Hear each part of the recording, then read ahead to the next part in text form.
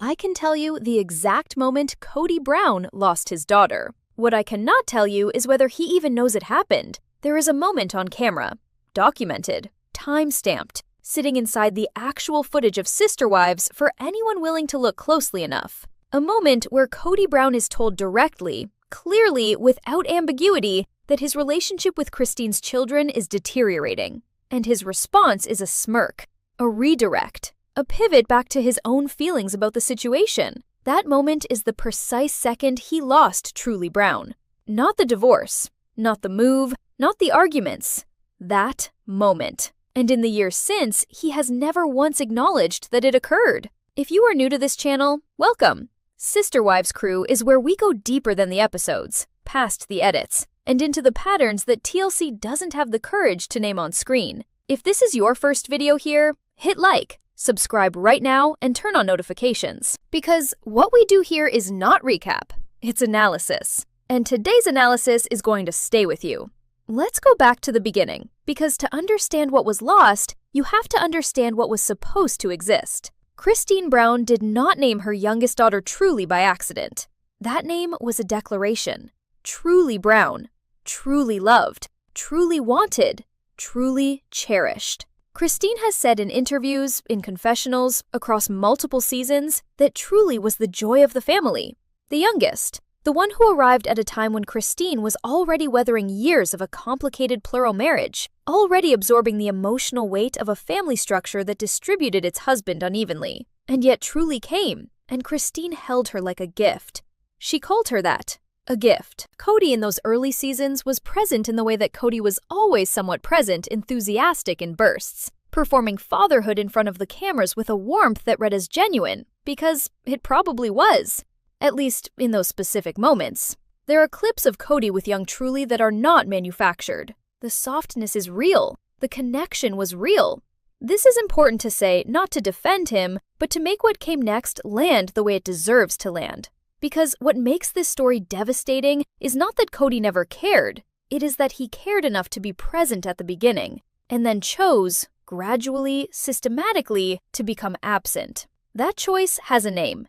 It is called self-sabotage, and Kody Brown has a doctorate in it. Here is something the show never displayed in a clean graphic, but that fans have tracked with almost academic obsession across the seasons. Kody Brown's visit frequency to Christine's home dropped consistently from the earlier seasons through to season 15. Consistently and significantly. This is not speculation. Viewers have gone back through episodes, counted appearances, mapped timelines. By the time the family was settled in Flagstaff, Kody's presence at Christine's house had become periodic at best. He had other homes. He had other wives. He had Robin's household, which, by multiple accounts, including from his own children, had become the gravitational center of his time and attention. There is a difference between a father who travels and a father who visits. Somewhere between season 12 and season 15, Kody Brown became the second kind for Truly. Think about what that means for a child. Not for the audience watching, not for Christine processing it in confession, for Truly, a little girl who was named with intention, who grew up watching her mother hold the family together with visible effort, who watched her father arrive, perform presence, and leave again. Children do not process that experience the way adults describe it in therapy later. They process it in real time, quietly, by adjusting their expectations downward until the disappointment stops hurting. That adjustment is not healing. That adjustment is the wound becoming invisible, and invisible wounds are the ones that reshape people. TLC, to their credit and their shame simultaneously, did give us Father's Day episodes. Birthday appearances, carefully constructed moments of Kody as dad that were packaged for emotional content and delivered on cue. And I want to be clear that those moments were real.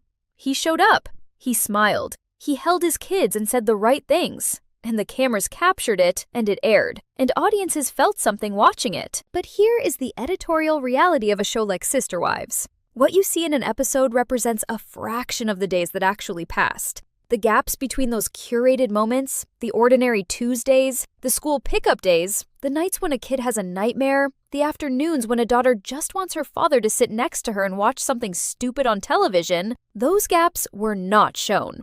And those gaps were where Truly actually grew up, Reality television creates a powerful illusion. It makes you feel like you have witnessed a life.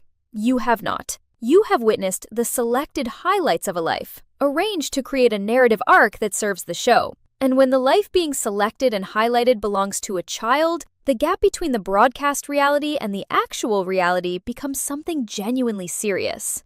Truly Brown's childhood was not the Father's Day episode. Truly Brown's childhood was everything that happened between those episodes. And we did not see that. But she lived it.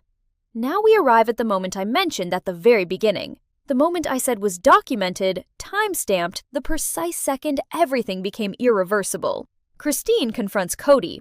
This is not a single scene. This is a pattern that plays out across multiple conversations, across multiple seasons. But there is one exchange in particular that crystallizes everything with brutal clarity. Christine tells Kody that his emotional unavailability is affecting their children. Not just her, the children. She is not talking about their marriage at this moment. She is talking about what their children are experiencing as a result of how little of him is actually present. Kody's response, and this is where you need to sit with it, really sit with it, is to explain why he feels justified. He talks about the stress he is under. He talks about the complexity of managing a plural family. He talks about what Christine could be doing differently, what the dynamic requires from her, why the situation is more nuanced than she is presenting it. He speaks at length, with conviction, with the practiced ease of a man who has explained himself so many times that the explanation no longer requires thought. And in that entire conversation about his children's emotional well-being, Kody Brown never says Truly's name. Not once. She is not a person in that conversation. She is the kids. She is a category. She is a collective noun standing in for individual human beings who needed their father to see them as individuals. She is not Truly. She is a demographic. In a conversation about his daughter's emotional well-being, Kody Brown never said her name. Chew on that, because that is not an accident. That is a tell. When you love a specific child, you name them. When you are managing a situation, you use categories. Kody Brown was managing a situation. Christine was trying to talk about a daughter. They were not having the same conversation. And they never would be. What happened after that moment is what always happens in the Kody Brown pattern. He did not change. He did not reflect. He did not go home and sit alone and ask himself what kind of father he was becoming. What he did was continue. Continue the show. Continue the narrative. Continue the business of being Kody Brown, complicated patriarch, misunderstood family man, a figure whose depth the audience simply did not appreciate. And Christine. Christine, who had spent years absorbing, adjusting, explaining, hoping Christine finally stopped. The divorce announcement hit the SisterWives audience like a structural event. Not a plot twist. A structural event. The kind of moment where you suddenly understand that everything you were watching was always heading here, and you just could not see it until you were standing inside it. But here's what the divorce announcement was not. It was not the end of Truly's story with her father. It was the beginning of the final chapter, because now there was no more marital framework to root Kody's presence through. There was no more Christine as intermediary, no more shared household logic, no more reason for Kody to show up that was built into the architecture of their lives together. Now his presence or his absence would be entirely his own choice, documented in real time, with no structural excuse available, and the choice he has made is visible. Not in dramatic scenes, not in confrontations, in the quieter, more honest metric of where he actually spends his time. There is a fan theory that has circulated in the SisterWives community for years. You have probably encountered it. The theory holds that Kody Brown saves his "I am a great father" performance specifically for the cameras, that his actual parenting, stripped of an audience, bears very little resemblance to the version of fatherhood he presents on the show. This theory has been validated, not by speculation, not by anonymous sources, but by the adult Brown children themselves. One by one, as they have grown up, stepped back, and been willing to speak honestly about their experience, a consistent picture has emerged. Payton, Aspen, McKelty, the conversations they have had publicly about their father, the dynamics they have described, the emotional realities they have named, these are not the words of children who grew up with a present, engaged, emotionally available father. These are the words of people who learned early to manage their own needs because the adult who was supposed to model presence had other priorities. Truly is the youngest of Christine's children. She is the last data point in a pattern that the older siblings have already collectively confirmed. And she has not spoken yet. Not publicly. She is still in the years where children process before they articulate. But the day will come when she is old enough to name what she experienced. And when that day comes, the pattern will not just be a fan theory. It will be a verdict. Because what comes next is the prediction, the rewrite, the specific future I believe is coming for Kody and Truly's relationship that requires its own space. The story is not finished. In some ways, the most significant part of it has not happened yet. What I will tell you right now is this. Everything we have covered so far is the foundation, the early promise, the documented decline, the moment it became irreversible, the pattern confirmed by the children who came before her. That is the ground floor.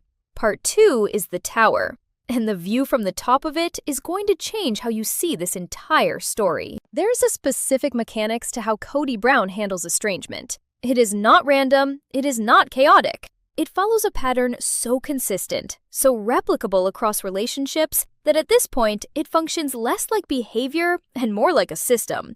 And once you see the system, you cannot unsee it. More importantly, once you understand the system, you can predict exactly what is coming for Truly Brown. Not as a guess, as a forecast based on documented precedent. Here is the system.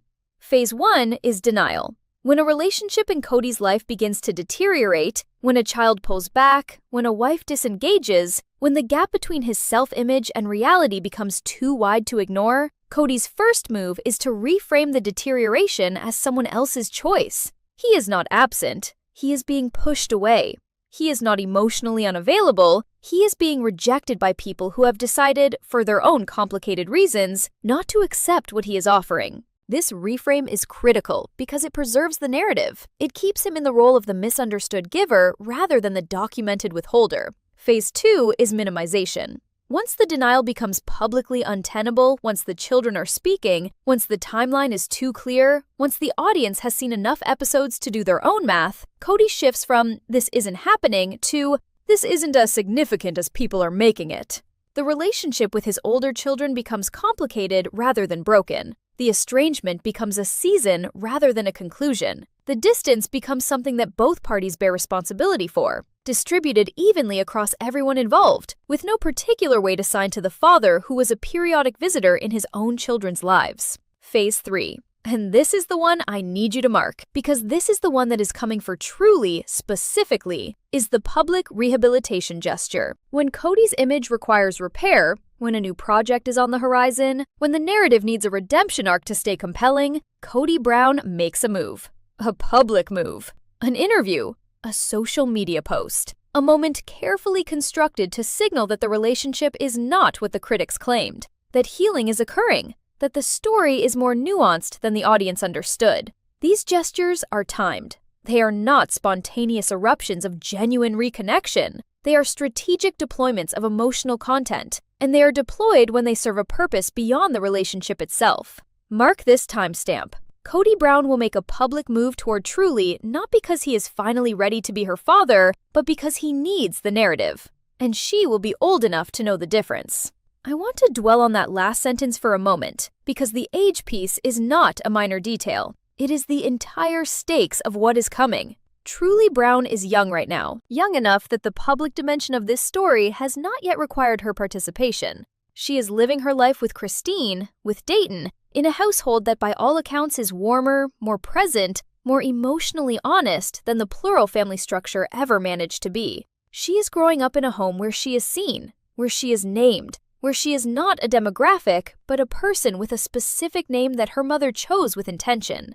But children grow, and as they grow, two things happen simultaneously. They develop the cognitive and emotional vocabulary to name what they experienced, and they become increasingly immune to the kind of performance that worked on them when they were smaller. A 7-year-old can be charmed by a father who shows up with energy and gifts and camera-ready warmth. A 15-year-old cannot be. A 15-year-old has been watching. A 15-year-old has been doing quiet math for years, counting the visits, measuring the gaps, comparing the words to the actions. A 15-year-old does not need anyone to explain the pattern to her. She has already seen it. By the time Kody makes his public rehabilitation gesture toward Truly, and he will, the precedent is too consistent to doubt. Truly will be in that range. Old enough, clear-eyed enough. And if Christine's other children are any model for how Brown children process and eventually articulate their experience with their father, Truly will be more than ready to recognize the gesture for what it is. Now, I want to talk about something that rarely gets discussed in the Sister Wives community, because it requires a kind of uncomfortable honesty about the show itself. The narrative that TLC has built around Kody Brown is not neutral. It never has been. Reality television is not journalism. It is storytelling, and the story that Sister Wives has told across its run, even in the seasons where Kody's behavior has been difficult to defend, has consistently framed him as a complex figure rather than a failing one. Complex is a word that generates continued viewership. Failing is a word that ends shows. So the complexity has been centered. The failure has been softened. Every confessional where Kody explains his perspective, every episode structure gives him equal time to present his reasoning, alongside the evidence of the harm that reasoning has caused. Every moment where the camera lingers on his frustration, his confusion, his genuine belief that he is doing his best, these are editorial choices. And those editorial choices, accumulated across seasons, across years, across the childhood of a girl named Truly, have constructed a version of the Brown family story where Kody is the misunderstood center of a complicated system rather than a man who chose his narrative over his children. Kody Brown is not done failing Truly. Every time he tells his version of this story, he fails her again. Because here's the thing about rewrites. They do not just change how history is remembered, they change who is responsible for it. Every time Kody Brown frames the dissolution of his family as a collective tragedy, rather than a consequence of documented choices, he is not just rehabilitating his own image.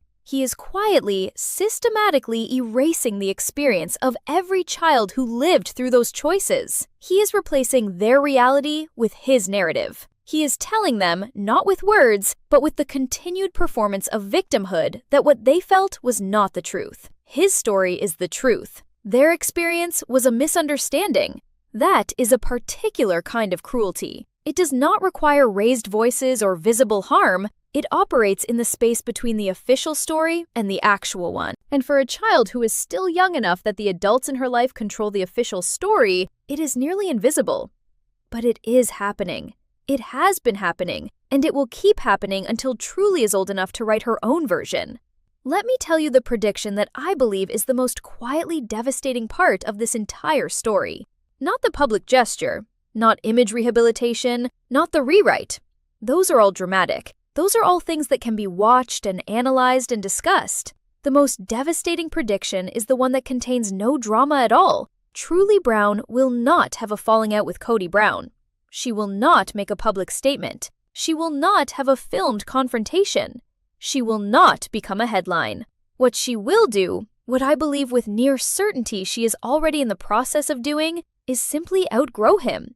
Not in anger, not in bitterness, in the quiet, undramatic way that people outgrow things that were never quite real to begin with. By the time she is 18, the distance will not feel like estrangement. It will feel like the normal state of things. Because the normal state of things, for most of her conscious life, has already been a father who was somewhere else. She will not be cutting Kody off. She will be continuing the life she has already been living. She will keep building, keep growing, keep becoming whoever Truly Brown is becoming in a household that sees her. And Kody will remain where he has been, at the periphery. Not because she'd put him there, because that is where he built his home. There is a poetry in this that is almost unbearable if you sit with it long enough. Kody Brown spent years as a periodic visitor in his daughter's life. His presence was inconsistent, his attention distributed too thinly across a family structure that required more of him than he was willing to give. He normalized that distance. He made it routine. He made it something Truly simply learned to live inside of. And what he is going to discover,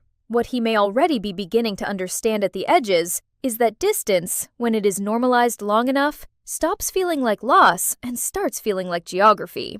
You are simply far from something, and being far from something is not the same as missing it. Far from something is just where you are. Truly Brown doesn't need to cut Kody off. She just needs to keep living her life. He'll feel the silence eventually, and he'll finally understand what it cost her, because it is the same thing it cost him. Her presence, her realness, the specific person she is, not Christine's daughter, not the youngest, not the demographic, not the kids. Truly, the one her mother named with intention, the one he never quite looked at long enough to see clearly. I want to say one more thing before we get to the end of this video, because I have been sitting with this topic for a long time, longer than it took to write this script, and there is something in it that goes beyond the Sister Wives story specifically. There is a version of Kody Brown's failure that is ordinary. That is the hard thing to hold. He is not a monster. He is not a cartoon villain. He is a man who made a series of choices. Small ones mostly, the kind that feel justifiable in the moment, that accumulated over time into something that looks, from the outside, like a pattern of abandonment, but felt, from the inside, like trying to manage an impossible situation. He told himself stories. The stories made sense to him. They kept making sense to him long after the evidence had moved in a different direction, and somewhere in the process of maintaining those stories, his children became supporting characters in his own narrative, rather than people he was supposed to be serving. That is not a unique failure. That is a human failure. The specific scale of it, the fact that it was filmed and broadcast and analyzed in communities like this one, that part is unusual. But the shape of it is not. It is the shape of every father who chose his comfort over his children's needs, and then found a way to call that choice something else. What is specific to Kody Brown is the platform, the continued platform, the access to cameras and confessionals and social media and whatever comes next after Sister Wives. The ability, in real time, to keep constructing and distributing his version of the story. Most fathers who fail their children do not have a production company amplifying the failure and framing it as complexity. Most children who are quietly failed do not have a viewing audience watching the evidence accumulate in real time. Truly, Brown is growing up inside that specific, strange situation. And what she will do with it, what she will eventually say about it, on her own terms, in her own time, is something no script can predict. What we can say is that she is Christine Brown's daughter. And Christine Brown, when she finally told her truth, told it clearly, calmly, and without apology. The apple, as they say, does not fall far from the tree. This one hit differently, didn't it? I could feel it while writing it. There were sections of this script that I had to step away from because the weight of it, the specific weight of a child being unnamed in a conversation about her own well-being, is not something you process quickly. If you made it to the end of this video, you care about this story, not just as entertainment, as something that matters, as something that reflects a reality that too many children live through quietly, without cameras, without communities analyzing the pattern, without anyone naming it out loud. So do something with that care. Like this video, share it with someone who watches Sister Wives and thinks the story is just about the divorce because the divorce is the least of it. Drop one word in the comments, just one. The one word you would use to describe what Kody Brown owes Truly Brown. Not a sentence, not an explanation. One word. I will read every single one. I mean that. And subscribe to SisterWives Crew, not just for what we have already built here, but for what is coming. Topic 9 is already written, and I promise you, what is in Topic 9 will make everything you just watched feel like the introduction to the real story. The one that has been hiding in plain sight across every season. The one that connects threads that no one has connected publicly yet. You do not want to miss that video, so make sure you won't. Subscribe, hit the bell, come back, because we are just getting started.